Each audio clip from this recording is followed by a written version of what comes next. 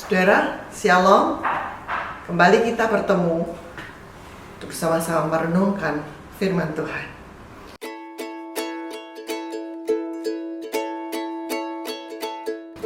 Saudaraku, kalau saudara memilih sebagai orang tua, saudara memilih tipe anak seperti apa, saudara? Yang menjadi harapan saudara jika kita menjadi orang tua.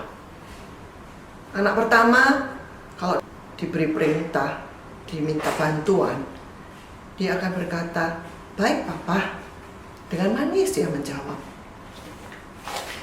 Namun, setelah berkata baik, papanya senang dong, tapi ternyata dia tidak melakukannya.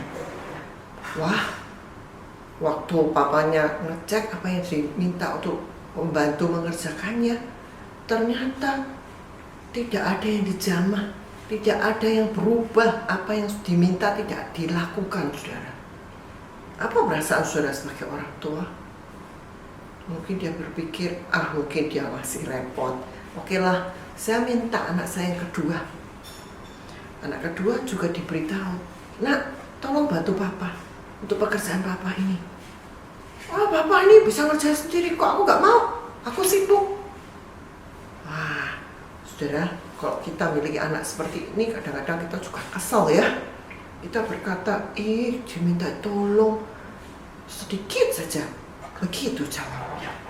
Tapi sebagai orang tua, kasih kita biasa besar, dan kita berkata, "Oke lah, kalau kamu tidak mau, ya sudah, tidak memaksa." Mungkin orang tua itu akan terjun sendiri. Tapi ternyata anak yang tadi berkata, "Aku gak mau."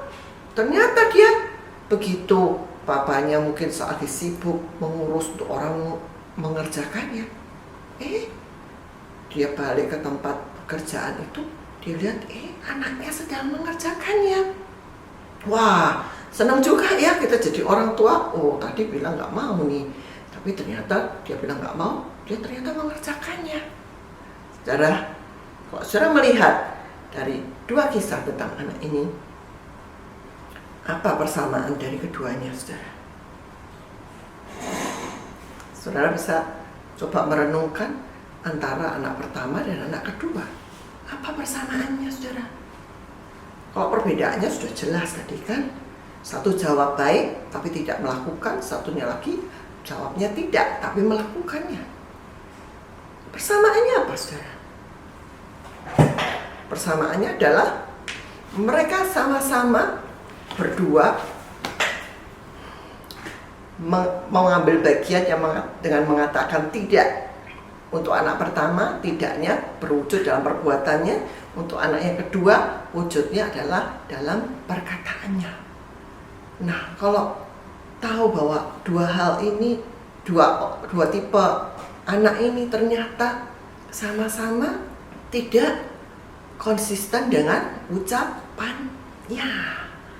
Sekalipun kalau kita pikir anak yang kedua ya lumayanlah lebih bermakna, sekalipun tadinya bilang tidak, ternyata dia juga melakukannya. Tentu orang tua tetap senang. Yang penting apa yang diminta ternyata benar-benar dilakukan. Saudara, mari kita bersama-sama baca apa yang ayat Alkitab katakan tentang kisah ini, saudara ya. Kita baca di dalam Matius 21 ayat 28. "Tetapi apakah pendapatmu tentang ini? Seorang mempunyai dua anak laki-laki. Ia pergi kepada anak yang sulung dan berkata, 'Anakku, pergi, bekerjalah hari ini dalam kebun anggur.' Jawab anak itu," ayat selanjutnya, saudara ya, "Baik Bapak, tetapi ia tidak pergi." Lalu orang itu pergi kepada anak yang kedua dan berkata, "Demikian juga." Dan anak itu menjawab, "Aku gak mau." Tetapi kemudian ia menyesal, lalu pergi juga. Matius 21 ayat 31 berlanjut, "Siapakah di antara kedua orang itu yang melakukan kehendak ayahnya?" Jawab mereka, "Yang terakhir." Kata Yesus pada mereka, "Aku berkata berkata kepadamu, sesungguhnya pemungut-pemungut cukai dan perempuan-perempuan sundal akan mendahului kamu masuk ke dalam kerajaan Allah. Saudara, dari ayat ini kita tadi melihat bagaimana anak pertama dikatakan, anakku, pergilah ke kebun anggur, membantu pekerjaan ayah. Tapi anak pertama apa? Manis sikapnya, jawabnya juga manis. Baik Bapak. Tetapi dia tinggal tidur-tiduran, dia tinggal santai, dia tidak mau mengerjakannya dan tidak dikerjakan sama sekali. Beda dengan anak yang kedua.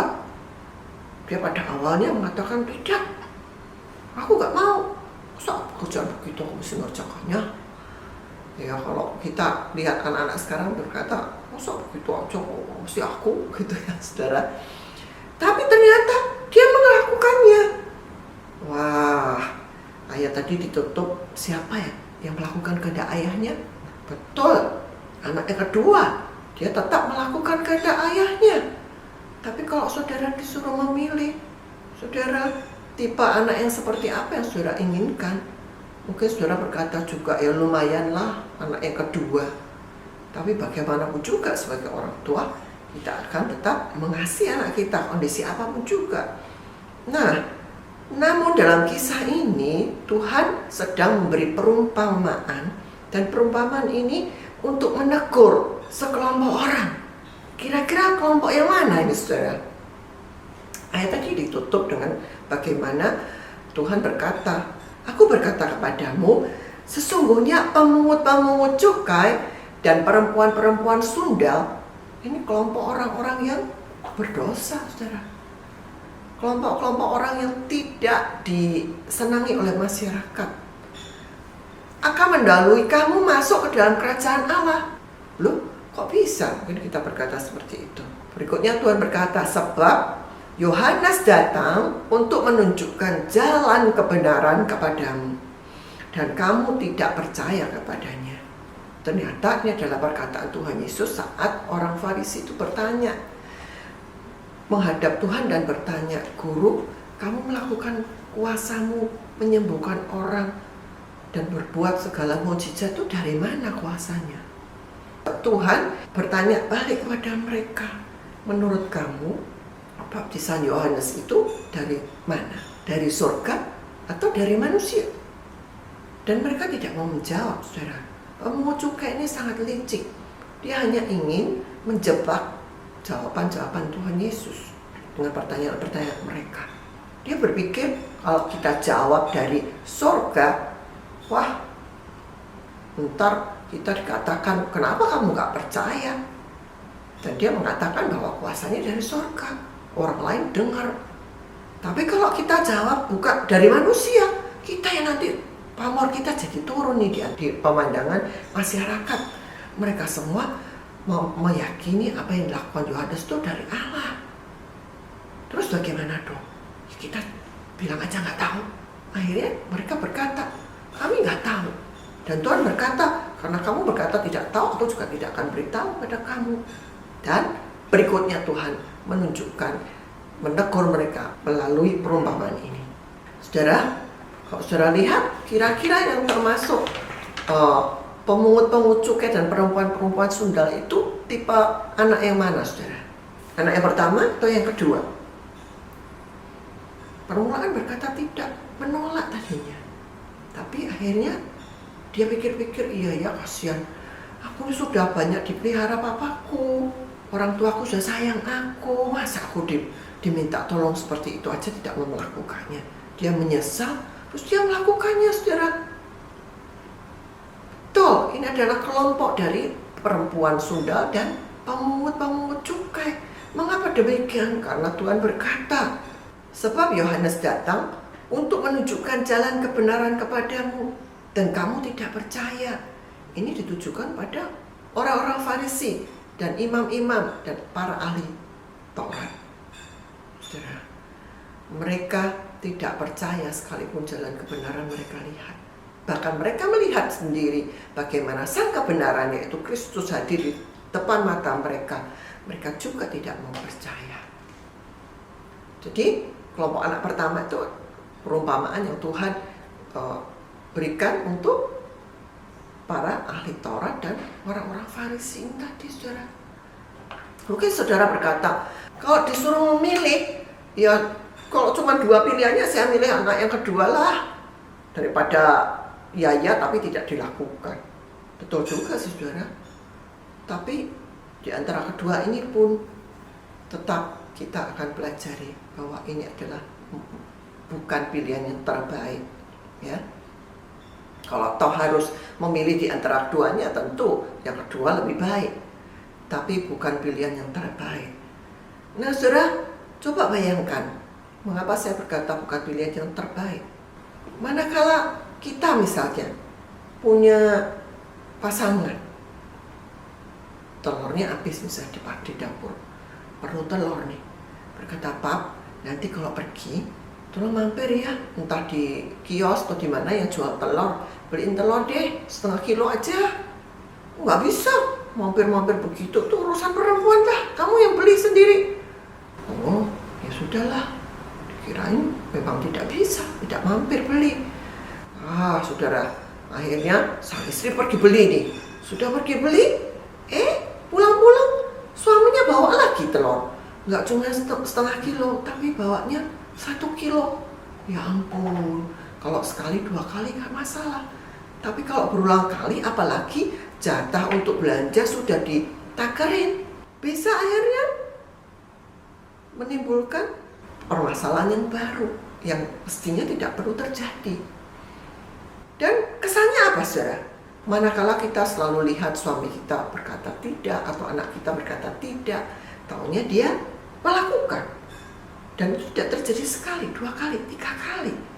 Kira-kira kesan apa dan kita berpikir apa tentang tipe orang seperti ini, saudara? Kita berpikir, wah, suamiku atau istriku atau anakku ini modelnya mudi nih. Dia berkata tidak nih, pura-pura. Nanti toh juga dilakukan, udah biarin aja. Sehingga apa? Mungkin dia mengatakan apapun, kita jadi kurang yakin. Belum tentu tuh, nanti dia juga akan berubah. Siapa yang rugi, saudara? Tentu yang bersangkutan sendiri, saudara. Dan manakala kita menjadi pribadi seperti itu, saudara, kita juga akan mengalami banyak kerugian di dalam hubungan-hubungan kita, dalam membangun hubungan-hubungan dengan orang-orang sekeliling, bahkan juga di dalam pekerjaan. Bayangin, kalau kita menjadi karyawan, diperintah oleh bos, perintah A, berkata tidak mau, perintah B, tidak mau. Padahal berikutnya dilakukan. Untung kalau masih tahu bosnya bahwa dilakukan. Kalau bosnya nggak tahu, yang ditangkap apa? Selalu tidak mau diperintah. Nah, kalau tidak mau diperintah, apa yang terjadi kalau kita bekerja pada seorang bos? Biasanya ya sudah, kamu bekerja, nggak mau nurut, ya keluar. Biasanya seperti itu. Untung Tuhan kita itu menempatkan diri sebagai Bapa, karena Dia mengangkat kita menjadi anak-anaknya, orang-orang yang percaya pada Tuhan Yesus, diangkat menjadi anak-anak Allah. Dan kita bisa menyebut Dia Bapa.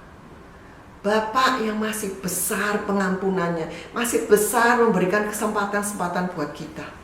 Namun kalau kita pikir, saudara, apa yang dikatakan oleh anak yang kedua pun, dia berkata tidak, sekalipun apa yang diperbuat itu iya. Itu sangat berbeda antara yang diperkatakan dengan apa yang dibuat. Demikian juga anak yang pertama. Dia berkata iya, tapi juga tidak dilakukan. Saudara, kalau saya ingat anak pertama, saya ingat bagaimana kisah dari Musa.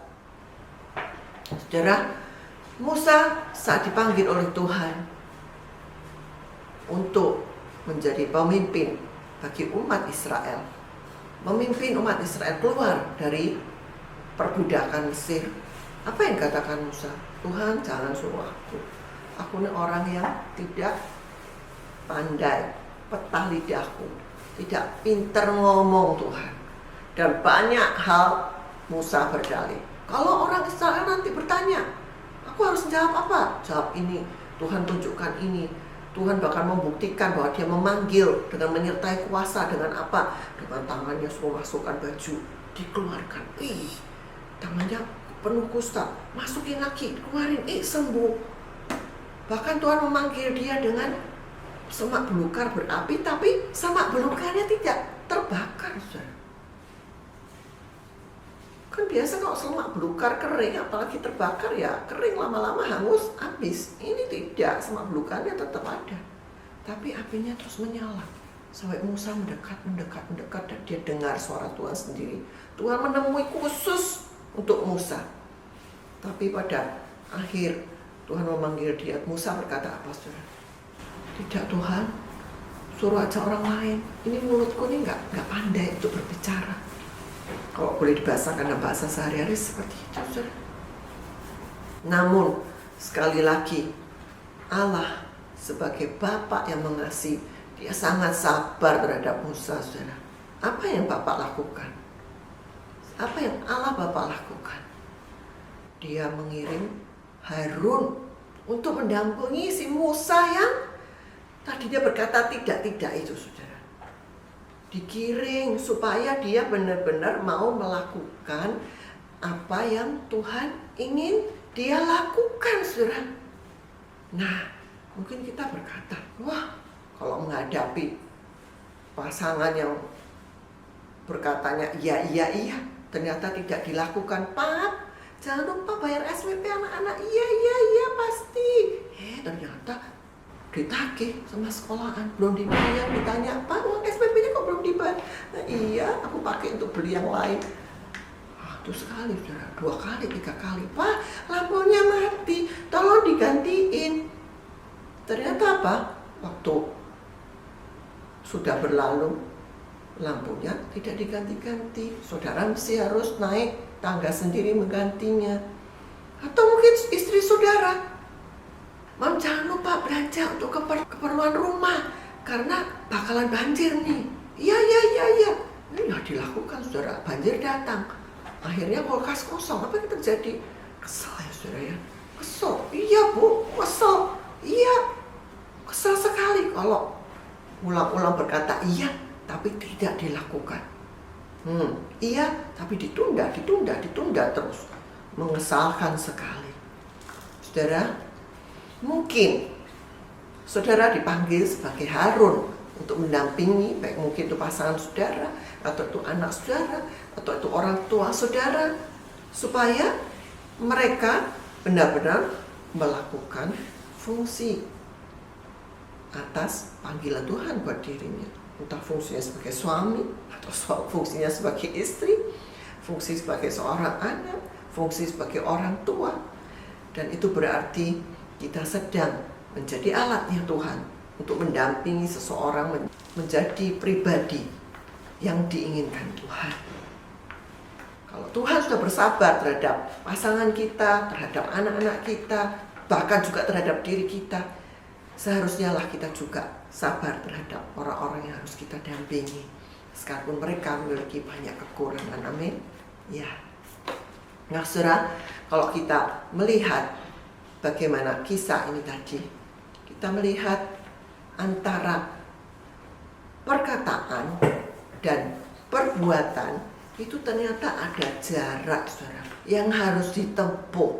Meskipun saudara berkata, ya Tuhan, aku percaya. Ya Tuhan, aku mau melakukan firman-Mu. Aku mau mentaati Engkau, Tuhan, mengasihi seperti yang Engkau ajarkan, Tuhan. Tapi manakala benar-benar menghadapi situasi yang sangat menyebalkan, kadang-kadang kita benar-benar kehabisan kesabaran kita. Seolah kasih kita sangat menipis dan kita menjadi luar biasa marah. Saudara, kita menyadari bahwa ternyata antara apa yang kita katakan iya dan apa yang harus kita lakukan dalam perbuatan, itu ada jarak yang harus kita tempuh. Nah, kalau kita menyadari bahwa antara apa yang kita katakan dan apa yang harusnya kita lakukan itu masih ada jarak yang harus kita tempuh. Melalui perumpamaan yang tadi kita sudah renungkan bersama, saudara. Kita itu termasuk anak yang keberapa, saudara? Anak yang pertama atau anak yang kedua? Saudara jawab sendiri ya. Saya juga menjawab diri saya sendiri. Kadang-kadang dalam situasi tertentu kita menjadi anak yang pertama. Tapi pada situasi yang lain mungkin kita menjadi anak yang kedua. Saudara mengaku atau tidak, itu buat saya. Kadang-kadang saya memikirkan, merenungkannya. Saya kadang-kadang menjadi anak yang pertama, tapi kadang-kadang saya juga menjadi anak yang kedua. Dengan demikian, mari kita bersama-sama memikirkan bagaimana kita menempuh jarak tersebut. Kalau tadi kita merenungkannya, kita berpikir, wah itu orang Farisi tuh, itu ahli Taurat tuh, yang anak pertama tuh, betul nggak? Oh kalau anak kedua tuh golongannya tuh perempuan sundal tuh, oh pemungut cukai tuh orang-orang berdosa tuh. Kalau aku mah enggak. Tapi berapa kali saat kita hilang kesabaran kita dan kita menuruti emosi negatif kita, terus terang kita, kalau kita benar-benar menyadari dan merendahkan hati, kita berkata, ya Tuhan, aku sudah berdosa. Kita sudah menjadi anak yang kedua tadi. Atau mungkin kita mengatakan, enggak, aku baik-baik saja, aku enggak seperti orang-orang berdosa itu. Nah, waktu kita berkata seperti itu, kita sudah terjebak menjadi kelompok yang anak pertama, si ahli Taurat dan orang Farisi. Saudara ingat perumpamaan bagaimana dua orang Tuhan ceritakan pergi ke bait Allah.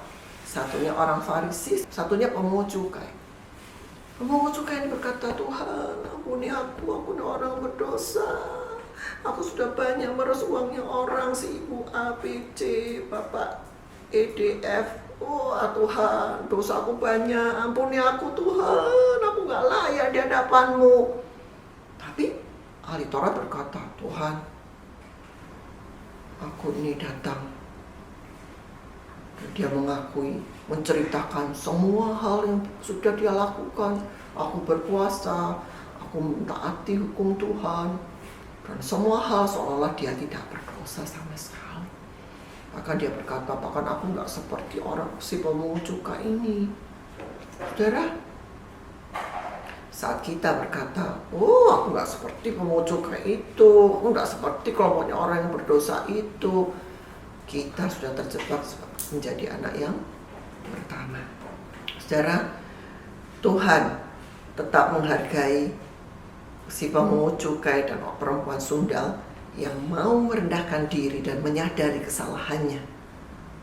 Dan itu yang Tuhan minta, sekalipun kita kadang-kadang masih menjadi anak pertama atau anak kedua.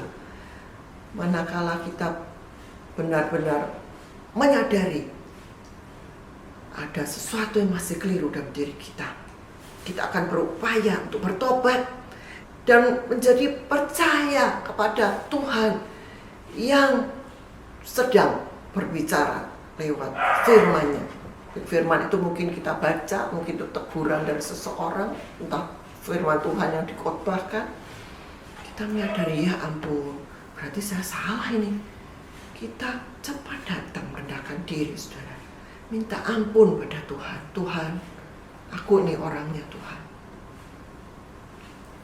Kadang-kadang kita tidak siap kalau orang lain menyalahkan kita, saudara. Meskipun kita mungkin saya tidak melakukan kesalahan, orang lain menyalahkan. Enggak bisa lah, enggak terimalah saya lah. Saudara, saat kita menjadi kesal, menjadi tidak terima dengan kesalahan itu, kita sudah ikut serta di dalam dosa orang yang sudah menyalahkan kita. Manakala kita mulai menyadari, Tuhan ampuni, ternyata aku sudah terseret dalam dosa dan kesalahan orang yang sudah melakukan penuduhan terhadap diriku. Datanglah, Tuhan ampuni aku. Aku sudah ikut hanyut dalam kesalahan orang. Aku mau Tuhan belajar menguasai diriku. Aku mau belajar Tuhan menjadi pribadi yang benar-benar menyerahkan segala emosi negatifku, segala pergumulanku Tuhan ke dalam tangan, supaya aku terus berkemenangan. Roh Kudus, Engkau memimpin aku. Saudara akan melihat bagaimana Tuhan memproses hari lepas hari dalam hidup kita. Saudara, kok dibilang menempuh jarak, itu berarti ada proses di sana, saudara. Proses bagaimana kita terus menyadari keberadaan kita, ya. Saudara, ingat, ternyata saya sedang lupa melakukan firman. Terlalu banyak kita lupa, saudara, sampai Petrus mengingatkan. Sekali lagi aku ingatkan padamu. Sekali lagi aku ingatkan padamu. 2 Petrus 1 ayat 12, 13 dan 15, saudara. Saya bacakan. Karena itu aku senantiasa bermaksud mengingatkan kamu akan semuanya ini. Sekalipun kamu telah mengetahuinya dan telah teguh dalam kebenaran yang telah kamu terima. Saudara, saya tekankan, senantiasa bermaksud mengingatkan kamu. Mengapa? Karena kita mudah lupa, saudara. Sekalipun kamu telah mengetahuinya dan telah teguh dalam kebenaran yang telah kamu terima. Ayat 13. Aku menganggap sebagai kewajibanku untuk tetap mengingatkan kamu akan semuanya itu selama aku belum menanggalkan kemah tubuhku ini. Saudara, waktu Petrus masih hidup, dia mengulang-ulang bahwa dia terus akan perlu mengingatkan. Sebab aku tahu bahwa aku akan segera menanggalkan kemah tubuhku ini. Dia akan tahu bahwa dia satu kali akan harus pulang ke rumah Bapa, dan sebagaimana yang telah diberitahukan kepadaku oleh Yesus Kristus Tuhan kita. Tetapi aku akan berusaha supaya juga sesudah kepergianku itu kamu selalu mengingat semuanya itu. Saudara, dia sampai pesan, waktu aku masih hidup aku terus mengingatkan kamu. Tapi manakala aku sudah mati pun nanti, aku ingin kamu, ya, supaya kamu berusaha tetap mengingat semuanya itu. Mengingat apa, saudara? Di dalam 2 Petrus 1 dari ayat 5 sampai ayat yang ke-8, ya, kita baca saja. Justru karena itu kamu harus dengan sungguh-sungguh berusaha untuk menambahkan kepada imanmu kebajikan, dan kepada kebajikan pengetahuan, dan kepada pengetahuan penguasaan diri, pada penguasaan diri ketekunan, dan kepada ketekunan kesalehan, dan kepada kesalehan kasih akan saudara-saudara, dan kepada kasih akan saudara-saudara kasih akan semua orang. Sebab apabila semuanya itu ada padamu dengan berlimpah-limpah, kamu akan dibuatnya menjadi giat dan berhasil dalam pengenalanmu akan Yesus Kristus Tuhan kita. Tetapi barang siapa tidak memiliki semuanya itu, ia menjadi buta dan picik karena ia lupa bahwa dosa-dosanya yang dahulu telah dihapuskan. Saudara, bagaimana supaya kita tidak lupa bahwa kita tadinya sudah berdosa dan Tuhan yang sudah menghapus dosa kita, saudara? Dengan cara kita terus dengan bersungguh-sungguh menambah pada iman kita kebajikan, pengetahuan, penguasaan diri, ketekunan, kesalehan, kasih akan saudara-saudara, kasih akan semua orang, saudara. Dan itu tidak luput dari namanya kita masuk di dalam pembelajaran Kristus. Saudara ingat segitiga pembelajaran, di mana di situ ada kehausan, doa yang dipanjatkan, kerinduan yang diarahkan pada Tuhan, kehausan untuk belajar firman Tuhan, kehausan untuk mengenal Tuhan lebih jauh lewat belajar firman Tuhan, lewat saat-saat hubungan pribadi kita dengan Tuhan. Dan saat kita benar-benar merindukannya, Tuhan akan berbicara sesuatu, saudara. Baik itu lewat perenungan pribadi kita, saat kita belajar secara pribadi, belajar di dalam kelompok, di dalam komunitas, sel juga tuh di dalam saat kita belajar bersama lewat ibadah Zoom, lewat ibadah online saat PA, dan saat kita mendengar khotbah-khotbah. Tuhan akan menemui setiap kita. Manakala Tuhan menemui setiap kita, respon kita seperti apa, saudara? Kalau pemungut cukai itu ditemui Tuhan, dia berkata, Tuhan, aku ini orang berdosa. Dan dia benar-benar menyesal. Tadinya dia benar-benar orang yang berdosa, dia tinggalkan dosanya, dia bertobat dan menjadi baru. Dia datang pada Yohanes Pembaptis minta dibaptis, saudara. Sedangkan ahli-ahli Taurat orang Farisi itu tidak ada yang mau. Nah, apakah respon kita seperti pemungut cukai dan perempuan Sunda itu tadi? Ya, ataukah kita justru punya respon seperti ahli Taurat dan orang Farisi? Tuhan tadi menegur di dalam Matius 21 tadi bahwa mereka itu tidak menyadari, bahkan tidak menyesali dosanya, tidak sadar kok dia berdosa dengan kesombongan rohaninya, dan dia juga tidak menyesali dosanya. Dia anggap benar orang tuh ada utang budi sama saya, ya dia wajib loh melakukan itu. Masa gitu aja sakit hati sama saya. Padahal orang lain sudah merasa tertindas dengan perbuatannya. Manakala kita menjadi orang yang mau belajar haus pada Tuhan, saat Tuhan menemui kita, kita akan mendapatkan kepekaan, saudara. Kepekaan akan keberadaan diri kita. Dan kita akan meredahkan hati, mentaati apa yang Tuhan mau kita lakukan, bukan mau kita sendiri. Dan tidak ada upaya untuk bertobat seperti orang Farisi dan ahli Taurat itu, saudara. Sehingga kita tidak bertemu dengan sang kebenaran dan tidak ada sebuah perubahan dalam diri kita.